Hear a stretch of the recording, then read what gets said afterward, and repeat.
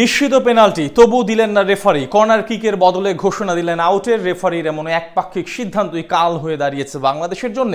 দুর্দান্ত লড়াই করেও সিঙ্গাপুরের বিপক্ষে হারার নেপথ্যে মূল বাধা হয়ে দাঁড়ান ম্যাচ অফিসিয়াল।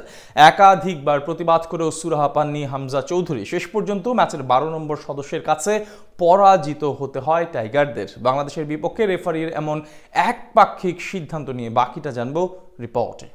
অতিরিক্ত সময়ের তখন মাত্র 2 মিনিট। বাম প্রান্ত দিয়ে বল নিয়ে ছুটলেন ফয়সাল আহমেদ ফাহিম। শেখ মুরসালিনের বাড়ানো বল বেশ ভালোভাবে ড্রিবলিং করে মাত্র ক্রস করতে যাবেন, এমন অবস্থায় তাকে ফাউল করে বসলেন সিঙ্গাপুরের এক ডিফেন্ডার। ডি বক্সের ভেতরে এমন কাণ্ড নজরে পড়ল না রেফারির। পেনাল্টির বদলে দিলেন কর্নারের ডিসিশন।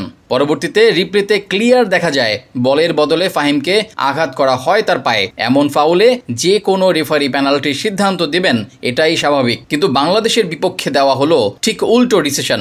সেখানে ফেয়ার কিছু ঘটলে হয়তোবা ম্যাচটা ড্র করতে পারত টাইগাররা, কিন্তু ম্যাচের 12 নম্বর সদস্য রেফারির সামনে অসহায়ত্ব স্বীকার করে নিতে হয় হামজা চৌধুরীদের। শুধু ওই কাণ্ডই না, পুরো ম্যাচ বিশ্লেষণ করলে আরও কিছু ঘটনা উঠে আসবে যা বাংলাদেশকে ম্যাচ হারতে বাধ্য করেছে। এই যেমন ম্যাচের 53 মিনিটের ঘটনা তুলে ধরলে বিষয়টা আরও বেশি স্পষ্ট হবে। বাম দিক থেকে এবার ডি বক্সের ভেতরে বল হারিয়ে ফেলেন ফাহমিদুল ইসলাম। সেটা প্রতিপক্ষ এক ডিফেন্ডারের পায়ে স্পর্শ করে চলে যায় সাইড লাইনের ওপারে, কিন্তু তাৎক্ষণিক সিঙ্গাপুরের গোলকিপার গিয়ে সেটি বাইরে থেকে ধরে ফেলেন।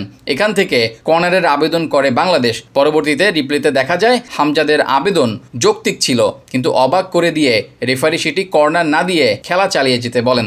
এমন বিষয়গুলো অবশ্য অবাক করেছে ভক্তদেরকে। একাধিকবার সিঙ্গাপুরের ফুটবলাররা ম্যাচে অযথা সময় নষ্ট করলেও কিছুই বলেনি ম্যাচ অফিসিয়ালরা।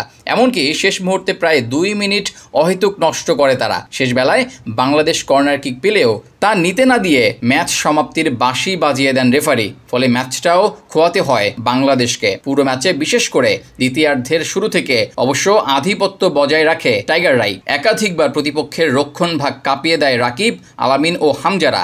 এমন দাপটের পরেও প্রথম 2 গোল হজম করে বসে হ্যাভিয়ার কাবরেরার শিষ্যরা। যদিও 67তম মিনিটে মাঠ থেকে বল পান হামজা চৌধুরী। এরপর ফাঁকা জায়গায় রাকিবের উদ্দেশ্যে বাড়িয়ে দেন বল। সেখান থেকে আর ভুল করেননি নাম্বার 10। গোল করে দলকে ফেরান লড়াইয়ে, কিন্তু শেষ পর্যন্ত সেটি যথেষ্ট ছিল না ড্র কিংবা পরাজয় এড়াতে। এই ম্যাচের পারফরমেন্সে অবশ্য খুশি ভক্ত সমর্থকরা।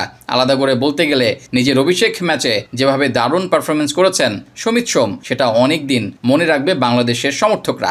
এই ম্যাচে রেফারির পাশাপাশি ভাগ্যও সহায় হয়নি লাল সবুজ প্রতিনিধিদের জন্য, সেটাও পরাজয়ের একটি বড় কারণ। তবে আপাতত প্রত্যাশা হংকং ম্যাচ দিয়ে ঘুরে দাঁড়াবে হামজা তপু সমিতরা।